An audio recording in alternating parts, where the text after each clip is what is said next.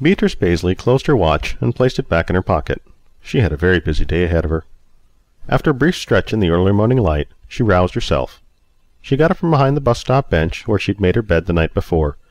Meticulously, she folded her dirty, worn red blanket and set it aside. She then neatly rolled her dingy sleeping bag and tied it with a length of twine. Once both of these items were taken care of, she placed them into her dented shopping cart. The spot was chosen for two reasons. Firstly, the spigot behind the bench. Beatrice was able to get water whenever she needed it, and right now she was able to get a quick drink and wash the sleep from her eyes. The water was cold but refreshing, and her quilted jacket was perfect for drying her face. Once she had completed this simple morning task, she adjusted her clothes and tucked her long black hair up under her knit cap. The other reason why this spot was so perfect for Beatrice was the location of the telephone. It was placed at the end of the bench and easily within arm's reach, even for her short arms. Each day she would sit vigilantly and wait for the day when the phone would ring. She knew the day was coming soon, and she wanted to be here when it happened. There was one thing left to do this morning, and Beatrice would not be able to do that until she had enough money to go into the restaurant. Though they had facilities, only paying customers were allowed. The morning search was performed of all her pockets: pants, skirt, jacket, shirt. She even removed her shoes in case she had hidden away $1 or $2 in them. Sitting on the bench and replacing her shoes, Beatrice knew this was going to be a long day. She'd only managed to locate 35 cents, and that wasn't even enough to get her a cup of coffee. She remembered the days when 35 cents was enough for a light breakfast, and have enough left over for a newspaper. Beatrice got up and rummaged through her cart to see if she could locate any more money. There were times she would hide money from herself for just such a situation. She moved aside the blanket and sleeping bag and looked through a small shoebox. Inside were many small coins from other countries. Her wedding ring, her late husband's wedding band, and a photo of her husband. She looked at the picture, as she did every other day, and gave it a kiss. The picture was taken when her husband served in World War II. He had traveled to many countries and always sent her coins from each he visited. Those she left in the bottom of the shoebox, along with the rings. The picture had been taken before he left for his final flight, a bombing mission over Berlin. Her husband, Gregory Paisley, never returned home. She also kept the final letter she'd gotten from him. Since the day of his passing, Beatrice found herself wishing to be dead, but didn't want to upset the good Lord by taking her own life. She knew her husband had gone to heaven, and she wanted to make sure she would join him. It took a great many years, but Beatrice's funds dwindled away until she had nothing left. Her parents were gone. She had no brothers, sisters, aunts, or uncles to turn to. Gregory was never able to bless her with a child, as she had secluded herself from her friends for so long that she didn't feel right asking for their help. So here, on this bench, she lived out her life, and waited. She closed and gently kissed the top of the box, and replaced it to her cart. She removed an old coffee cup from down towards the bottom. It had a small chip on the rim, and the once brightly colored flowers were faded and mostly indiscernible, but it would serve as her begging cup all the same. It shamed her to no end to resort to begging, yet if she did not do so, she would starve, and the Lord would never forgive her for doing such a thing. With each penny, nickel, dime, quarter, or precious dollar she would get, she was sure to hand out a blessing to each person and wish them a wonderful day. Today would be no different. The clock outside the bank, which sat at the corner of the block, read 6:24 a.m. Beatrice knew the first bus would arrive at 6:30, and that gave her enough time to take her place at the end of the bench to await the arriving passengers of that bus. Many she knew, as she was here every day. She knew which ones to ignore and which ones to smile at. Beatrice took her place at the end of the bench, next to the phone, and waited for the bus to arrive. The clock ticked to 6:30, just as the bus rounded the corner, filled with passengers. Beatrice put on her smile, missing only a few teeth, and held her cup in both hands. Just as it did every day, the bus stopped and opened its doors. "Mornby," the driver greeted. "A blessed morning to you, Stanley," Beatrice returned with a smile. Stanley had picked up Beatrice a few times and given her free rides whenever she needed to go anywhere. There had been a time or two he deviated from his route to drop her off at the Social Security office so she wouldn't have to take another bus or walk. The money wasn't enough to live on, even with her simple lifestyle. It was toward the end of the month that Beatrice didn't have any of that money left, and that time was now. The passengers got off the bus. The first Beatrice knew was Sue. Sue was a lawyer at one of the downtown law firms. She was aggressive and not very polite. Beatrice removed her smile when she saw Sue, and tried to ignore the sneer. Sue usually delivered comments such as, "Why didn't you get a job?" or "Go haunt some other bus stop," and Beatrice let them roll off like water off a duck's back. The next off was Albert, an older gentleman who used a walking cane. Albert always had nice things to say to Beatrice, and oftentimes would sit and talk to her. He pitied her situation, and tried many times to help get her off the street, but she resisted any help with the exception of a few dollars he would give her. "Bea," Albert said with a smile, "I see you're up early this morning. It's always a pleasure to see that beaming smile of yours." Flatterer. She turned her reddening face away and batted her hand at Albert. She held her cup out when Anthony, a clean-shaven boy, got off the bus, and he dug into his pockets and deposited a few coins. "Bless you, Anthony." "Please, Bea, call me Tony. You sound like my ma." Anthony, without waiting for a response, headed down the block for his work at the bakery. Albert took a seat next to Beatrice and put his arm around her. "I wouldn't flatter you if there wasn't anything to flatter you about. When are you going to let me help you find a place to live? This is no place for a beautiful woman like you, Bea." "You know I could never take advantage of you, of anyone like that," she replied, and held her cup out when Larry got off the bus. He only smiled and shook his head. Beatrice knew he didn't always carry money, and when he did, he was more than happy to share. "Well, here." Albert took out his wallet and placed a $10 bill in her cup. "Take that, and get yourself something to eat. I know how you get toward the end of the month. You need to manage your money better, Bea." Beatrice took the money out of the cup and placed it in her pocket. "I know, and the good Lord knows I do try, Albert, but you know how things get. Sometimes when I'm sleeping, these hooligans will take my money out of my cart, or even out of my pockets. All the more reason for you to let me help you out, Bea. I can't stand the thought of someone doing such things to you. You need to get off the street." "Take care, Bea," Stanley called out, having dropped off all the passengers for this stop. "I'll see you in an hour." Beatrice waved, knowing his route would bring him back. "I've got to get going myself, Bea," Albert said as he got up. "Get yourself something to eat, and I'll stop back by later. Maybe I'll take you out to lunch." "I love that, Albert, and bless you," Beatrice said, looking into Albert's eyes. Albert got up and left. Beatrice, who now had money to buy food for breakfast, got up and pushed her cart down the block to the bakery where Anthony worked. Though they knew each other well from the bus stop, the manager would insist she'd be a paying customer before he'd allow her to come in, if at all. Anthony had nearly gotten fired on more than one occasion, when he'd either allowed her to use the facilities without buying anything, or buying food for her so she could come in. The manager didn't tolerate the homeless, and to him, Beatrice was just another cockroach of society. Anthony stood at the door when Beatrice arrived, putting on his apron over his black and white striped shirt and donning his floppy hat. Though the bakery served different types of pastries as well as food, the manager liked to pretend it was a French cafe and made the employees dress the part. "Hey, Bea," he greeted when she walked up, pushing her cart. "We're in luck today. I think the manager's out sick. Come on." "Oh, I don't want to get you in trouble. I'll only stay for a bit. Do you mind if I use the facilities first?" "Go ahead, Bea," Anthony said with a smile. "You're such a dear." Beatrice led herself to the back of the restaurant and took care of her business. When she was through, she returned to the front and noticed the manager was indeed not sick, and was in the process of yelling at Anthony. "And how many times have I told you not to let that old lady in here?" he screamed and pointed his finger at Anthony. Beatrice felt her face flush in fear. She had never liked anyone getting in trouble for her, and Anthony was getting a horrible tongue-lashing. "This is the last time this is going to happen. You're fired!" Without a word, Anthony took off his floppy hat and shoved it in the manager's chest. "There you are!" he yelled at Beatrice. "Get your homeless ass out of my restaurant and stay out!" Beatrice lowered her head and passed the manager as quickly as she could. He growled at her as she passed by, which caused her to flush even more. Anthony waited for her outside. He was even nice enough to get her cart for her.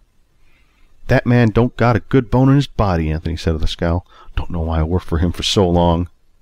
"But you need the job, honey," Beatrice said, sorry she was the reason he'd been fired. "Nah, I don't need a job that bad," Anthony said. "I can get a job anywhere. It's not like that's the only place to work. Heck, it was fun getting him all worked up, seeing you in there." Beatrice enjoyed a laugh with Anthony as he pushed her cart all the way back up to the bench. She returned to her spot next to the phone, and Anthony gave her a hug before he walked up the street. It was only 6:50, and she wasn't too hungry just yet. The sky was clear, the sun was shining brightly, and Beatrice prepared herself for the 7 a.m. bus. Every half hour a bus would arrive at this stop. The people on the 6:30 all knew her, and knew her well, but the folks who arrived on the 7 a.m. didn't always know her, and some even tried to use her phone. She retrieved her umbrella, black with a few small holes, from her cart, and placed it on her lap, then waited. The clock read 6:58 a.m., and the bus rounded the corner.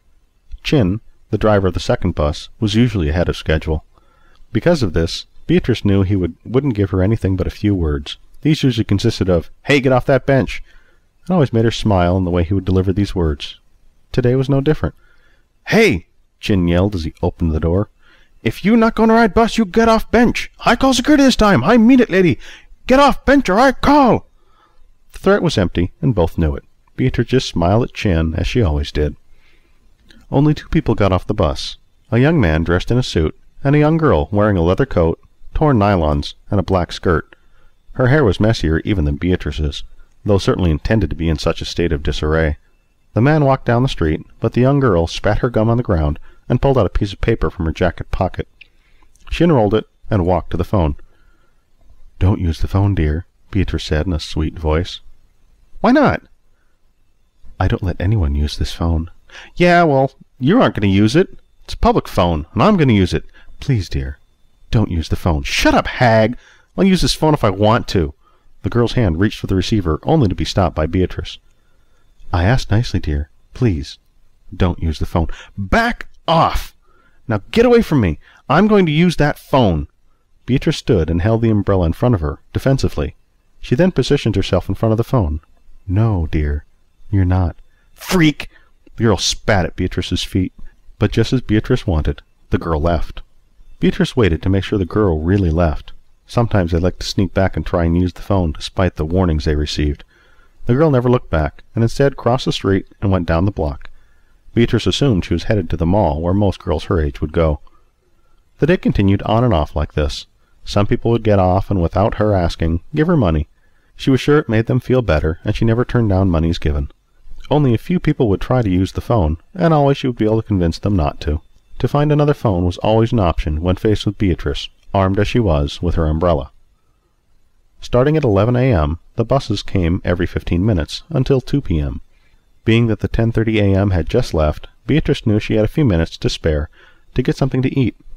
She didn't want to risk going near the bakery again today, so decided to head in the opposite direction, across the street to the deli. The owner there was at least cordial to Beatrice, though he did encourage her at times to not overstay her welcome. Vincent, the deli owner, always wore his white apron and chef's hat, though he hadn't cooked anything in an age. His black mustache was curled up at the ends, just as the wood-carving sign out front. Black pants and a black shirt completed his outfit. He stood up from the menu board and greeted Beatrice at the door. "Good morning, my sweet," he said, and bent down and kissed her hand. "Masher, I just need a bite to eat, and I'll be on my way, Vincent." "Today, my sweet, it's on me. My pleasure, for my best customer." Vincent bowed deeply, tipping his hat, and motioned for her to enter. "You know I insist on paying. I'll not allow you to spoil me. Before you know it, I won't be able to fend for myself." "As you wish, my sweet." Vincent returned his hat to his head, and returned to writing up the afternoon menu. Once she had her sandwich, she left to return to her bench, but not before she'd given Vincent a peck on the cheek. He pretended to faint and caught himself. An exchange of smiles, and she was ready to head back across the street to her bench. She looked at her cart next to the bench, but someone was standing at the phone and dialing. "No!" she yelled in horror and dropped her sandwich. Without looking, she ran into the street.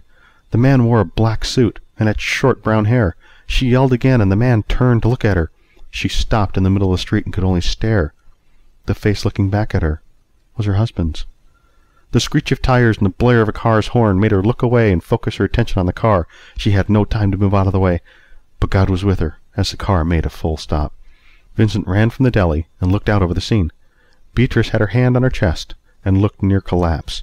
Other cars slowed to see what had occurred, while Vincent helped her back to the deli side of the street. She tried to breathe deeply, and tears trickled down her face. Vincent picked up the dropped sandwich and placed it on the small table where he sat Beatrice. She brought her gaze up and across the street, only to see the phone. No one was there, and no one had been there. She knew it was all in her mind, but it didn't hurt any less. Vincent, who had returned with a glass of water, gave her a hug for comfort and allowed her to sob for a minute. You take your time. You can go back across when you're ready." Vincent's tone was somber, and his voice comforting. "Thank you," she said, as she used a napkin to dry her face. She stayed for only a few minutes to regain her wits. When she was ready, and before the next bus arrived, she got up and waited for the light to change before crossing the street.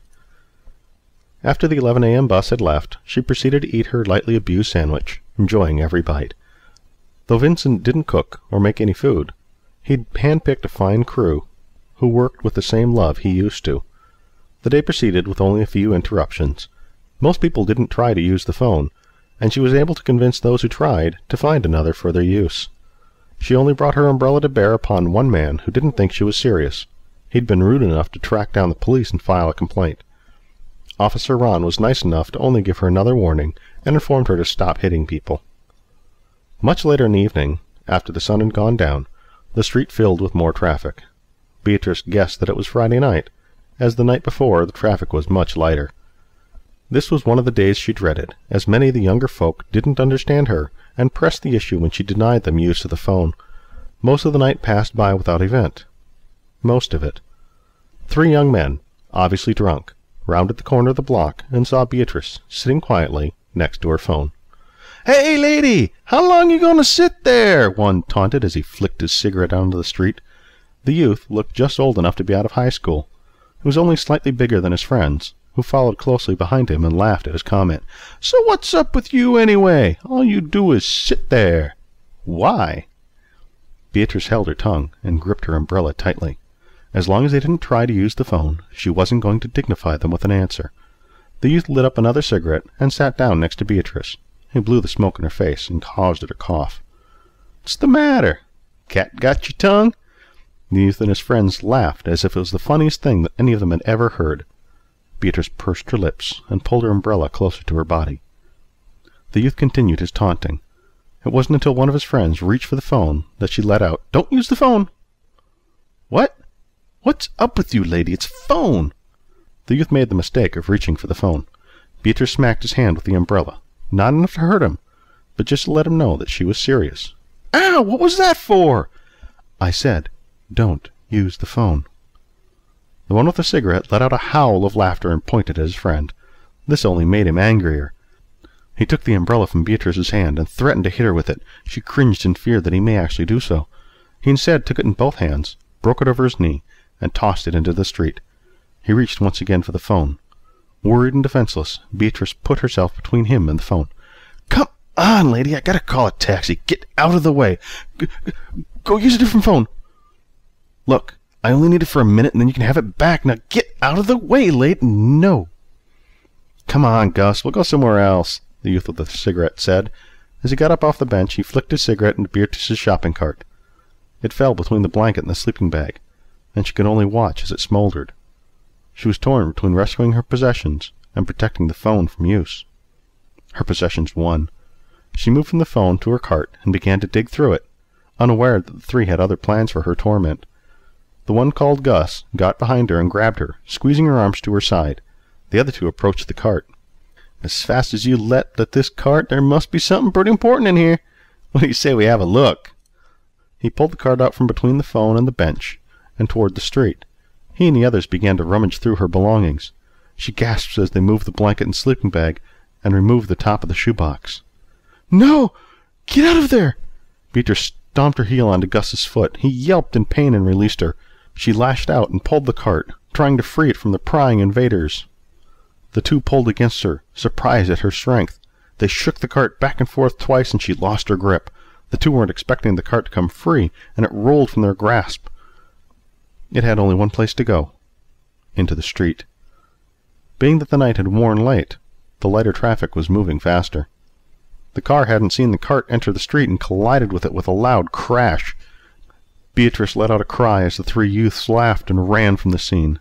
Her bedding would be easy to replace, but the shoebox that contained her memories flew into the air, spilling its contents. The precious coins rolled in every direction when they came down to connect with the street, but even those weren't as precious as the picture that was now caught by the passing car. Painfully she followed its path as it drifted past the screeching car and floated down, ever so slowly, but faster than she could catch up with. It disappeared down the storm drain and out of sight, forever. Once again the police arrived, and fortunately Officer Ron was still on duty. He took a report from the driver of the car, Beatrice, and a couple who'd seen the whole ordeal from the deli window, but didn't have a chance to come to her aid. Ron urged her to go to a homeless shelter for the evening, but could do no more than encourage. Beatrice stayed put, and cried, late into the evening. The clock read 3 a.m., and Beatrice found herself still sobbing over her loss. If only those boys had just left her alone, everything would be fine, and she'd still have the picture of her beloved. She wouldn't have lost her precious memories, and she would more easily continue on. Now, everything was gone. She had nothing left. She really had nothing left. She cried, and didn't know what to do next. Beatrice dried her tears and sat up straight. She didn't know if she should answer or not, and nervously reached up and placed her hand on the receiver. And she lifted the receiver, her hand still shaking, and waited. She took a deep breath and pulled the phone over to her ear. "Hello?" "Yes. Yes, I'm ready, Lord." Beatrice's head fell gently to her chest, and her limp hand released the receiver.